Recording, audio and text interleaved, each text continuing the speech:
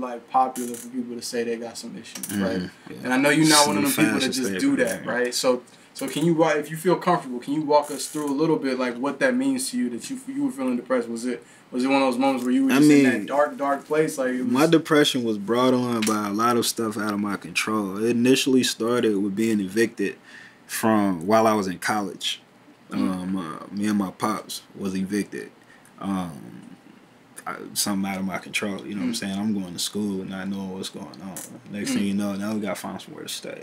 So I'm living, shout out to T-Sav. I'm going to thank this man to the day I die because, we was relatively at this point still kind of strangers. And T-Sav, he was one that at that point in time, he was real big into doing graphic design and that kind of thing. He shied away from it. He's a family man now, and I love where he's going with his life now.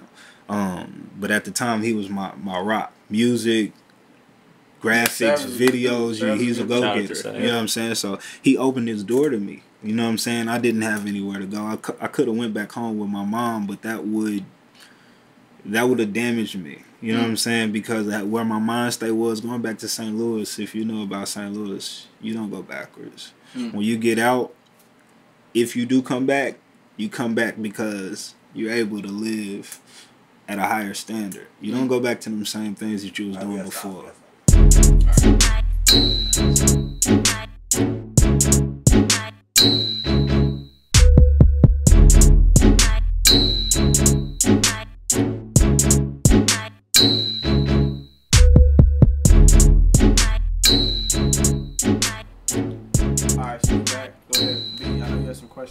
Yeah, for sure, man. So definitely with this project, with Groundwork, I want to go back to ground for 1 second because we kind of saw a little bit. It was a mixture of club and consciousness on that project.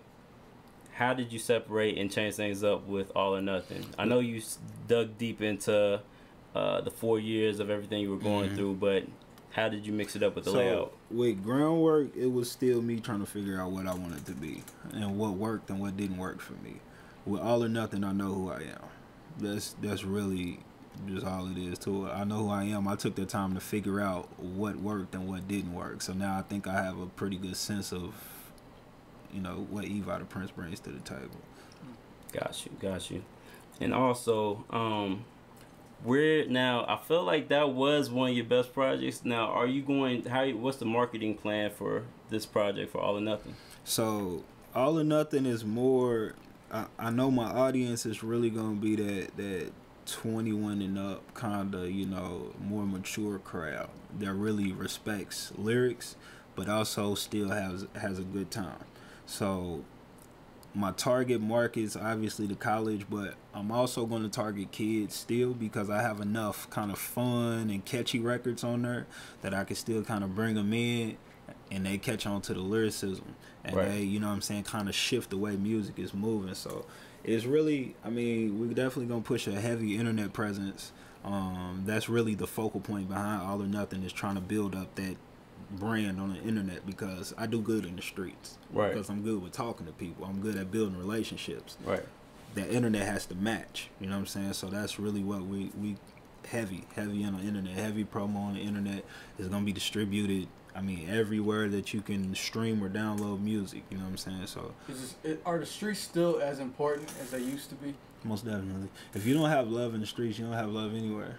You know what I'm saying? You can be a internet celebrity all you want to, but at some point you gotta leave that house. You know what I'm saying? You gotta have it's a formula. It's gotta work both ways. Now it's not as important as it once was, and I feel like once it gets back to a level playing field, the quality of music will go up as well because the streets ain't scared to tell you if you trash. The streets don't jump behind something because it's a fashion statement. The internet does. Okay. So it's definitely, the streets are important to me. Segue off that question, why do you feel that local artists aren't respected or appreciated as much as the mainstream artists? Mostly because, I think that boils down to really what location you're in. You know what I'm saying? Because, there's different places on the map that support underground artists more than they support mainstream artists. In our area in the Midwest, it's because we catch on to everything late. You know what I'm saying? True. We support people that move on and go do big things, and then, oh yeah, he's from here. No, it's a Midwest cat. That's when we jump on that train. Right. But that, I think, also is a good thing because you got to go through the middle to get to everywhere. True. So that allowed us to build our own culture. You know what I'm saying? Like, you know, the best players of all time. You talk about sports, you talk about rap, whatever it is that you're talking about. You take the best. So go ahead. You take the best. I know. I know you're a part of a community that they call Laker Nation. Of course. Y'all been going through it just a little bit. Just a little bit. Hey, man. Just a little bit. Y'all been going through it for the last couple of years. So look, I'm gonna just say this. It don't matter how much you go through it, a Laker's a Laker. You know what I'm saying? So Golden State this year, you know how many national televised games Golden State got? 43 this year. How many do you think the Lakers got? This year, because of Lonzo Ball and just Kuzma and Magic, I think that... Take into account we had a losing record last year and the year before and the year before. I think with all the attention, especially with LeBron possibly or Westbrook or Paul George going out there, I think you guys might be in the 30s. In the 30s, so 35. There's literally only, 4 or 5 teams that have more national televised games than the Lakers. So we're not going nowhere, man. Just to let y'all know what it is. The Lakers are breathing, man. We're coming back. And now, what are your thoughts since the fatherhood? I'm kind of going back to the beginning of the conversation. How Lonzo Ball's dad, LeVar Ball, is getting so much criticism for supporting his son, his dream. I mean, anytime you have somebody that's not scared to be themselves, they're looked at as crazy. I don't think there's nothing wrong with LeVar Ball, man. LeVar is wild. He's extra. Yeah. Definitely extra. I mean, but who are we to tell him to tone it down? I mean, everybody knows a LeVar, though. Everybody. But who are we to tell him to turn it down? It's working. I mean, that man's so marketing wise, he's a genius. Okay. He's a genius. Do you really think he acts like that in his everyday normal life? He might be loud, but he's not that wild. I think he might be that wild, though. I think he might be. I think he might be. The reason I say that is because I'm real big on watching people's mannerisms. When you pay attention to people, you know who's acting and who's really being themselves. Okay. When LeVar Ball is in front of the camera, he's watching you to see what kind of reaction he's getting out of you. Yeah. He's acting. He'll take it there. Acting. I can see that. You don't raise special young men like he's raised acting like that. That's a good way. He does not act like that in real life, man. They have a brand and they're competing with household names. He does great things in a matter of a couple of years. Like, he's smart. He's pulled MJ's response. Man, he's pulled LeBron's response. You don't do that. Barkley. And coming from relatively being nobody, and your first son, just now made it to the NBA, hasn't played an official NBA game. LeVar's a household name, bro. Yeah, no, he definitely is. I can give you that. That's just my opinion, though. Okay, so but I'm gonna dive deeper. I'm gonna dive deeper. I'm gonna dive deeper. You're deep. Now he's getting criticized. Like he's criticized for taking over the spotlight in comparison to like letting Lonzo shine. Mm-hmm. Some people think that LeVar is actually the one wanting all the attention, but also it's that I guess the country sees it that kids don't have like black fathers in their lives. Mm-hmm. What's your thoughts on that? So, first and foremost, you got to take into account. I think the people forget that you can't put a stamp on every single situation as being the same. Right. You know what I'm saying? Every situation is unique in its own way. Would you know about Lonzo Ball and the Ball family if it was left totally up to Lonzo? No.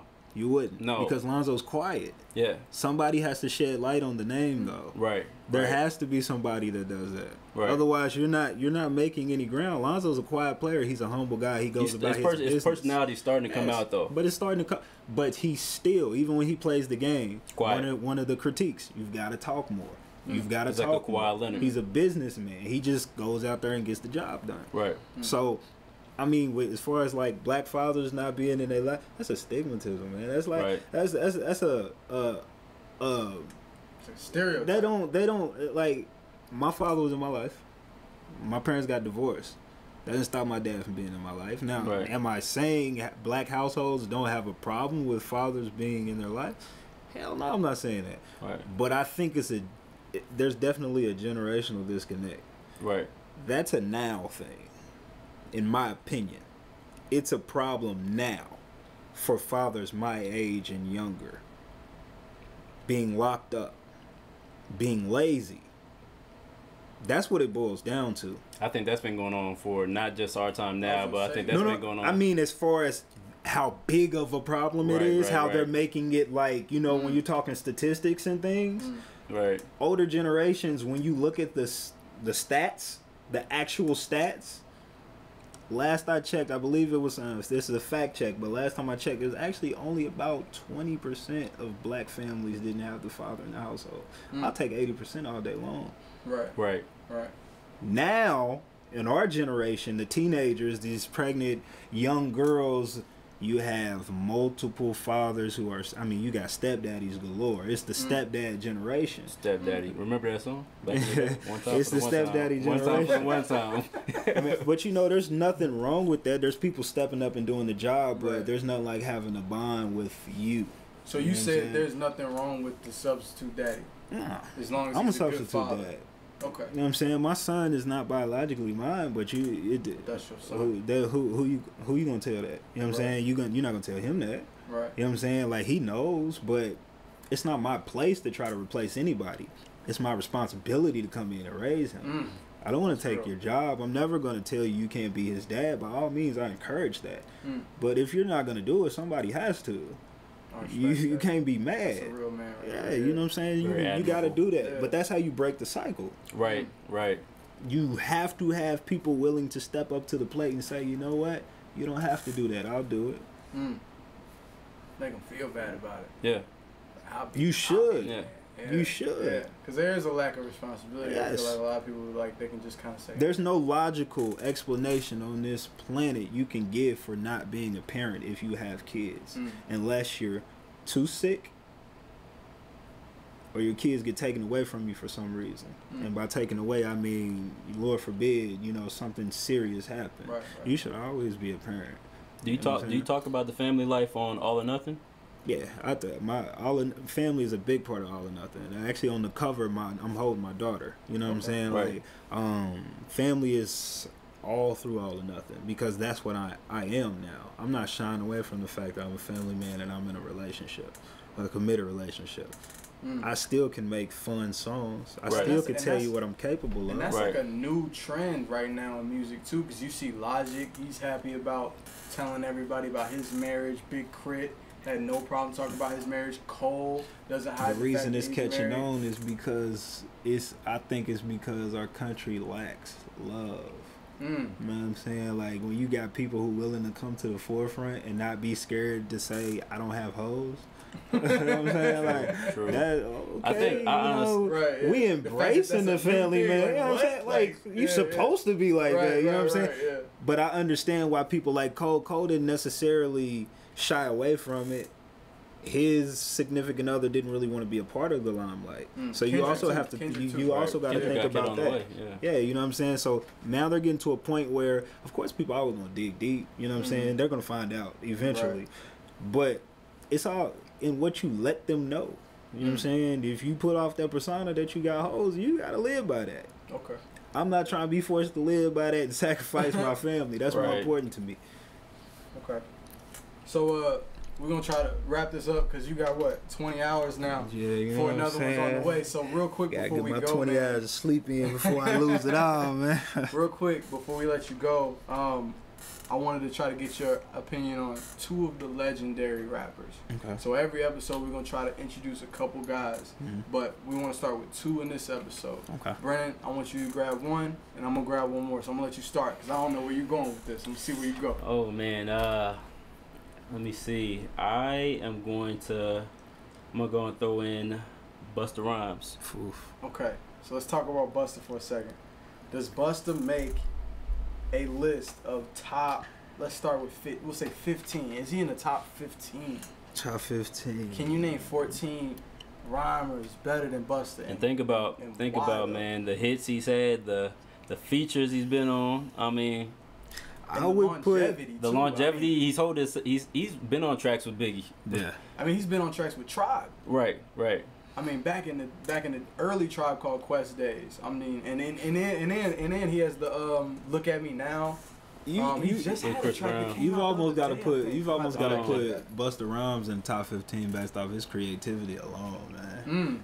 Like, he's that different. Animation, he's, like, man, real. Like, you know Busta Rhymes when he gets on the track. So you think being that unique gets you points? Yeah, most definitely. That's what the culture is about. Okay. That's how you stand out from all the other 1.5 million people that call themselves a rapper. You know what I'm saying? What makes you different? Busta ain't scared to, you know, that woo-ha. You know what I'm saying? His stage presence, man. Like, the performances, he takes it to another level. Then when you take into the fact of the longevity, the kind of artist he's not only worked with, but been equally as good as, if not better, on a record with, you know what I'm saying, the body of work that he has, the videos, you know what I'm saying, the producers that he's worked with, his, man, crazy, like, put your hands where my eyes can see. And the fact that he's been in the game boy. For how many years? Yeah. He's over 20 years. He's two decades in.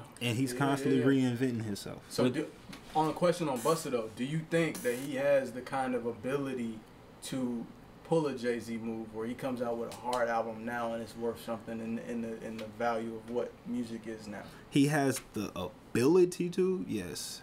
I don't think he has the following to. Ooh. And that's the thing. It's like he's from the same class as like Jay-Z and them. Yeah. But it's just one of them artists that just doesn't get that recognition. Just like, because he's about that same age. Right? Yeah. 40 something, close to 50. So you don't think that y'all don't think Busta could do it now? I mean, I'm never gonna say. I need a yes or no. I need a yes or no. Can Busta drop an album today and be? I would listen to it. I would listen to it because it's needed. Like, would you listen to like Raekwon's album, or would you listen to it for real? Just to be real, like I haven't. Yes. He do it. You gonna say yes? But if he mixes it up. If he mixes it up, like the one album he had Rick James on the track, and then he had like New York with Swiss Beats. That was very diverse. If you think about Club Busta, it's not gonna, you know what I mean? Yeah. But if you think about Busta Rhymes' career, is one thing that he's taught us: never, ever, ever underestimate what he's gonna do next. That's true. Because I mean, he came back with it's on with Janet Jackson, bro. Like he's gotten better every time that he's come back. Cause he is kind of one of them artists that like he has like a hard album and a little present and he'll just disappear. And he pushes the envelope with the beat selection too. He understands growth. Yeah. He that's why he's still in the class as a Jay-Z. You know what I'm saying? When Jay-Z come out, you still talking about Busta, regardless if he could put the album out today or not. You're still talking about him. You have to mention him. I'm gonna still say no. You still say no? That's fair. I give you that. He got bars too, though. He got bars. That's one of my OGs. I mean, like I listened to Busta. Give Me Some Mo was my song, but that was it. After that, it was just kind of like, all right. I mean, he cool. Yeah. So I mean, no disrespect, but I just don't think he's got the juice like that. So I'm gonna go with a guy that is still really active, but more underground. I'm gonna go with Black Thought. Black Thought's nice. Black Thought is one of them type of dudes, man. You gotta put him in the top. But let's be real. Bars. Black Thought versus Busta Rhymes. So you got Black Thought bars. You can't. Somebody like Black, and I don't know enough about Black Thought to put him in my top 15. But that's just me. So you would say that some of that like lack of being in the spotlight kind of takes him out of your top. It's gonna hurt you. Yeah, popularity definitely influences you. You have to be able to do what you do at a high level if you're talking about being the greatest of all time. If you want to make those kind of lists and be in those conversations, you've got to be able to be in the same room with these artists. The Roots have hits. That's what I'm saying. Like Black Thought is the Roots. Yeah, they do, and I'm not taking away from. I just don't. Disrespect the Questlove, but come on, man. Like Black Thought is the Roots. So the reason why you have people like Jay-Z at the top of your list, it's not because of what they did before. It's because they're able to continue to come back and appeal to multiple generations. And then once they appeal to those generations, you know what we all go do? Well, y'all say how long he been rapping? Jay-Z. Now you got younger generations singing what we was singing when we was kids, because they just now getting hip to it. When you talk about somebody like Black Thought, there's not that kind of exposure that there should be, and I'm not saying there should be. There should be that kind of exposure, but it's just not. It was like there. early You 2000s. gotta be a special kind of music head to kind of really gravitate towards that and fall in love with that. Okay, you bring up a good point, but on the Jay-Z dropping stuff to where people can go back, like, because they weren't even born when Reasonable Doubt dropped. No. Jay-Z's 14 albums in right now, man. 14, was it 20 years? Is it 14 or 13 albums? It's 14. 14, yeah. Okay. Well, yeah. We appreciate you, man. Most definitely. We're gonna get you. We definitely gotta get you in this booth. We still got the private listening session. Y'all can't see that. Yeah, not yet. See that. Not yet. It's the good stuff. Friday though, you know what I'm saying? Okay. August 18th, you know, by the time y'all see this, it may already be out. So it's on iTunes, Spotify, Tidal, Deezer, Groove, whatever you got, man. It's gonna be follow them. All or nothing. Follow social media. Eva the Prince, everything. You know what I'm saying? Artists, that's important, man. Don't have multiple different @ names on all these different sites, man. You take away from people being able to find you, man. Have some uniform. You know what I'm saying? Eva the Prince on everything. YouTube, the Facebook, SoundCloud, you name it. It's all Eva the Prince. That's EVIDAPRINCE. There you go. DA, not the DA. You know what I'm saying? Well, we appreciate it. We're gonna wrap up the first interview for Plain and Simple, man. Signing off. Short Grammatic. Reckless Styles. Eva the Prince. Peace.